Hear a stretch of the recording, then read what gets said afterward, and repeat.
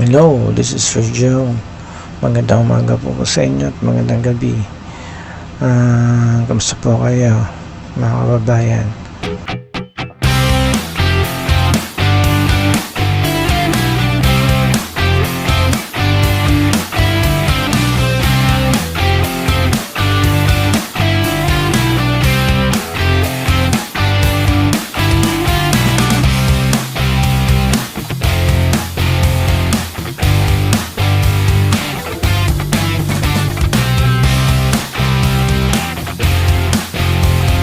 Sa Luzon, Visayas, Mindanao, mga OFW natin dyan sa iba't ibang bansa.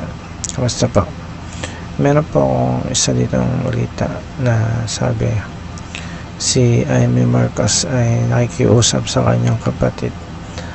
Pero alam naman natin na si Amy Marcos ay manggagamit din lang. Kaya parang nawalan akong tiwala sa kanya. Parang isa siyang alam mo niya, isa siyang yung doble cara kasi alam niyo na yung kanyang kapatid nagiging siyang mata. Panoodin po natin. Nawagan ako sa aking kapatid ng ating mahal na Pangulong Bongbong na kung mahina ang aking boses na mag-isa, ngayon nawa ay marinig mo ang sama-samang sumamo ng taong bayan. Kasi nung siya ay nagsona, nung ikaw ay nagsona, nagsabi ka ng mga proyektong dapat unahin.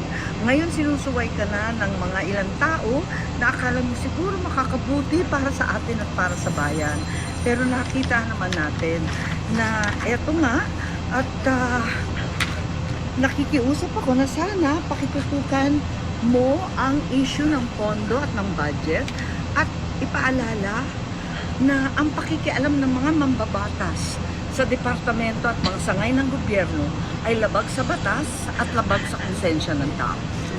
Sabi niyo po, ayaw niyo po talagang pirmahan yung report. Ha? Ayaw niyo pong pirmahan yung report as of now. Oo.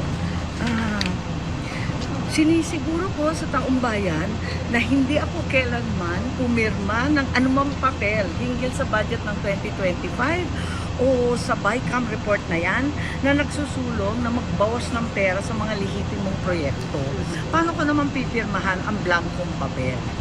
Ma'am, yung DSWD, 50 billion na nawala. Ang 4Ps, ang balita ko, kasi yun naman ang datos na nasa akin dahil committee ko, 50 billion daw ang tinanggal sa 4Ps program. Ibig sabihin, 4.4 million na pamilyang Pilipino na sertipikado. Talagang totoong poorest of the poor.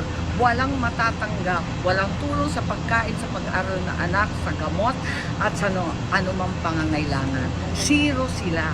You were not informed beforehand? Wala, nagkagulatan na lang. Pero eto nga, baka mag-privilege speech na ako kasi maraming kababalaghan. Ma'am, napapadala siyang nagkakagulatan sa budget. Bakit gano'n? Siguro kasi panahon ng MMFF, may himala. Sorry. Alam mo, isip parati na ako May pinagit po lang na dapat open BICAM. Nagkaroon po ba ng open BICAM? Actually, alam naman ninyo na meron akong sulat sa liderato ng Senado at sinulatan ko sila na wala nang gulantaan, wala nang gulatan at biglang kung ano-ano ang naisingit. Kaya di naman ako sinagot, sa totoo lang, kasi nananawagan ako kung maaari magtipon-tipon kahit kami mo ng vice chairman, yung counterpart ko sa house, pagkatapos pagtatapyasan ng malakihan, hindi naman sinasabi na line by line, hindi ko man sinasabing gano'n, yung malaki, yung sobrang substantial, katulad ng 50 billion ng 4Ps, abay, sabihan naman kami, at wala namang ganito. Pero yun nga, hindi naman natupad. Tapos sabi ko, yung transparency, kasi nangangapa kami sa dilim, papipirmahan sa'yo. Yung total lang ang nandun. Wala naman nakasaad ng mga proyekto. Hindi naman namin alam kung anong laman nun. Bibigyan lang, ito na yung total. Paano ba naman May yun? almost 300 din na dinagdag sa DPW. So, say alam. May privilege speech ako. Pinangungunahan mo. Pero nagugyan na, nakakagulantag nila. Kaya nga, so ganun.